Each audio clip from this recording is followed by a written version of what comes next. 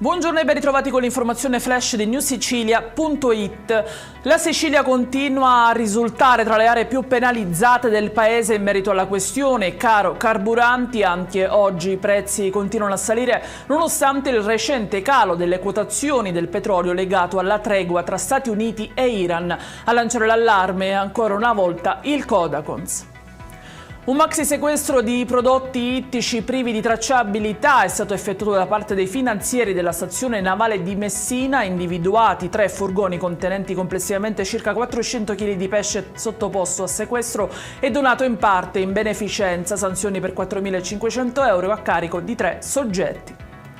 Non si fermano invece le indagini dei carabinieri del comando provinciale di Catania sul violento assalto al bancomat avvenuto nei giorni scorsi a Mascalucia. I militari hanno adesso scoperto la base operativa dei malviventi che era situata in un garage di San Pietro Clarenza. All'interno trovato materiale esplodente e stupefacenti, arrestati anche altri 2 uomini.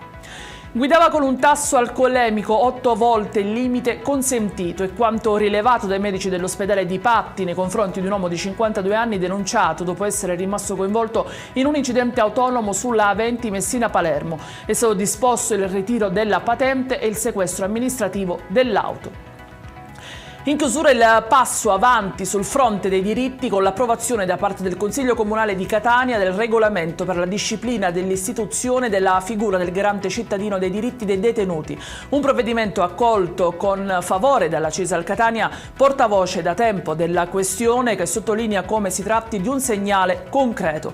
Il segretario provinciale Giovanni Lo Schiavo ha però anche ricordato che ci sono ancora molti temi irrisolti, come quello del piano per l'eliminazione delle barriere architettoniche.